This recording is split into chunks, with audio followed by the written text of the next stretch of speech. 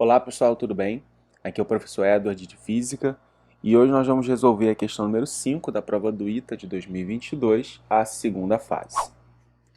Uma cidade localiza-se ao nível do mar, próxima à costa oceânica, a oeste e a poucos quilômetros de uma cordilheira.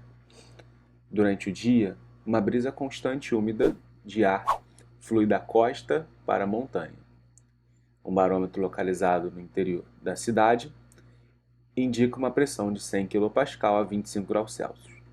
Por sua vez, um parômetro localizado no ponto mais alto da cordilheira indica uma pressão de 80 kPa. Considere que o calor específico molar a volume constante vale 2R. Se necessário, considere aí essas aproximações. Estime a temperatura no ponto mais alto da cordilheira. Pessoal, a primeira coisa que a gente vai fazer é calcular o CP. Que lembrando, né, pela relação de Mayer, que CP menos CV é igual a R. Então, se o CV vale 2R, é porque o CP vale 3R. E com isso, a gente calcula o gama, que é o coeficiente de Poisson, CP sobre CV. Isso dá 3 meios. Por isso que ele deu raiz cúbica, tá vendo? Agora o que a gente vai fazer para resolver o item A é utilizar a equação do processo adiabático, né? Supondo que o ar vá subindo a cordilheira sem trocar calor, a gente tem que PV elevado a gama é constante. Só que PV elevado a gama não ajuda a gente em nada, não é? Substituindo PV sobre T constante, eu vou trocar esse V aqui por KT sobre P. Então, ó, P vezes V, que é KT sobre P elevado a gama. Isso vale para o P1 e para o P2. Mesma coisa. O K é o mesmo, tá? Porque, bom, é a mesma constante. E aí por isso que corta aqui dos dois lados o K. Aí a gente fica com ó, P1 elevado a 1, né? Sobre P elevado a gama. Então é P1 elevado a 1 menos gama vezes T1 elevado a gama é igual a P2 elevado a 1 menos gama vezes T2 elevado a gama. Só que o P é dado, não é? O P vale 80 numa situação, na segunda, e 100 na primeira. E o T1 é 25 graus. Lembrando que a gente tem que passar a temperatura sempre para qual escala? Kelvin. Então, o T1 é 25 mais 273, que é 298. Então, isso aqui vai ficar 80, quer dizer, 100, né, no caso, elevado a 1 menos gama. Pessoal, o gama a gente já calculou, né? 3 meios. Então, 1 menos 3 meios, que vai dar menos meio, vezes 298 elevado a 3 meios, é igual a P2, que é 80. 1 menos gama vai dar menos meio, vezes o T2, que é o que a gente quer descobrir, tá? Perceba que eu posso, entre aspas, né, cortar o sobre 2.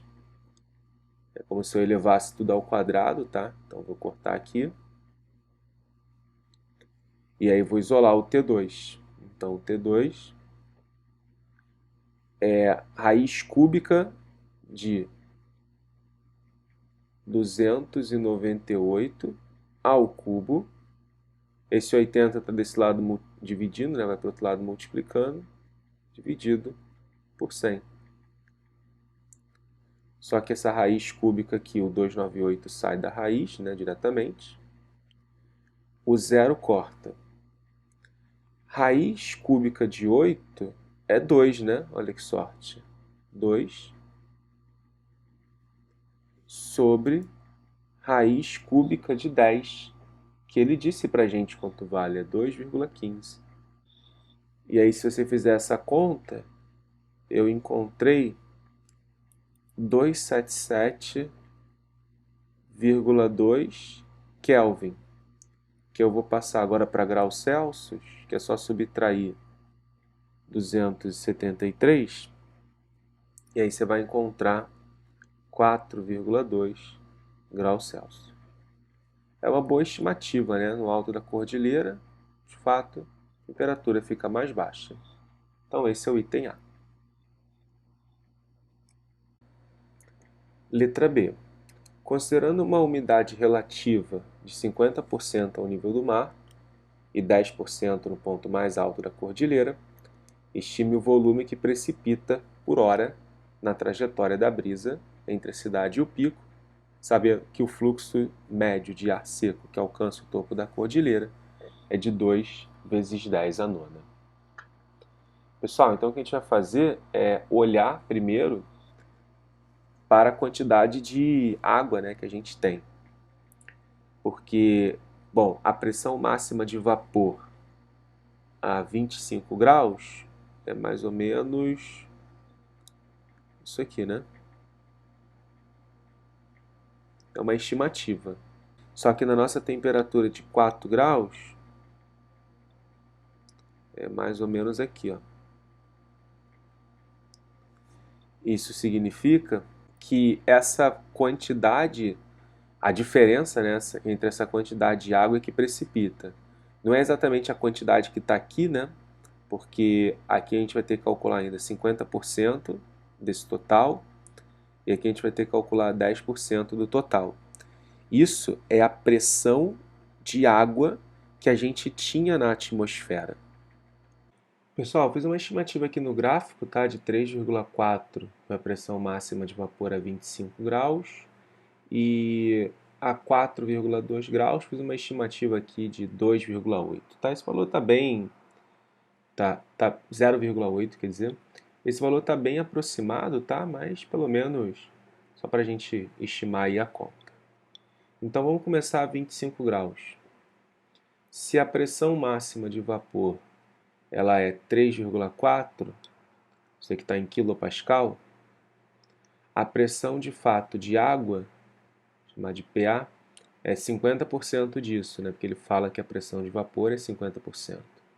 Então isso vai dar 1,7 quilopascal. Com isso, a gente pode achar qual é a quantidade de ar seco, que eu vou chamar de PS. A quantidade de ar seco é o total menos o P de água. E aí o total era 100, né? A pressão menos 1,7, isso vai dar 98,3 quilopascal. Então, qual era a massa de água que a gente tinha no começo? A massa ela é proporcional à pressão, né? Já que PV é igual a nRT, e o número de mols é massa sobre massa molar, vezes RT. Então, se a gente fizer isso para o ar, para a água e para o ar seco, PSV igual a massa do ar seco, massa molar RT. O que acontece quando você divide essas duas equações? O V, o RT cortam. Então você pode escrever que a massa de água sobre a massa molar de água vezes a pressão de água é igual a massa de ar seco sobre a massa molar de ar seco vezes a pressão de ar seco.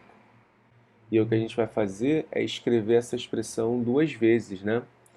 Porque a massa de água sobre 18 vezes 1,7 é igual a massa de ar seco sobre a massa molar de ar seco, está lá no início da prova, tá? É 29 vezes 98,3. Só que agora vale as mesmas coisas a 4,2 graus Celsius. Só que a pressão máxima ela é 0,8 quilopascal. A pressão de água é 10% disso. Então vai dar 0,08. E a pressão de ar seco é a diferença, né? Só que lá em cima o total era 80. 0,8 Então isso vai dar 79,92 quilopascal. Então vale a mesma relação agora para a água.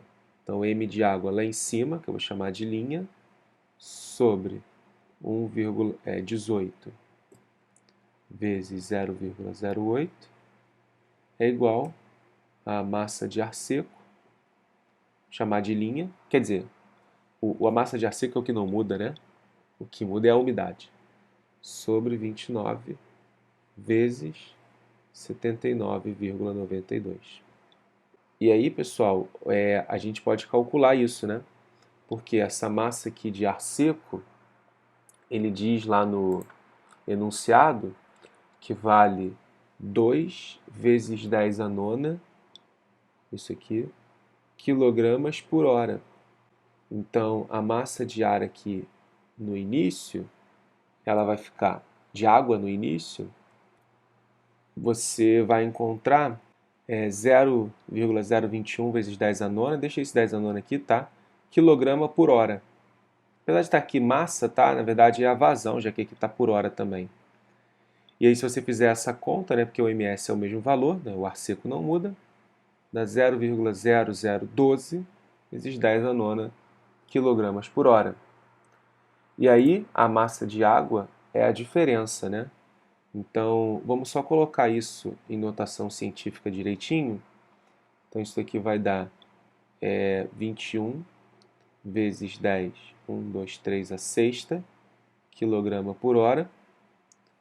E isso aqui vai dar 1, 2, 3, 1 vezes 10 a sexta quilograma por hora.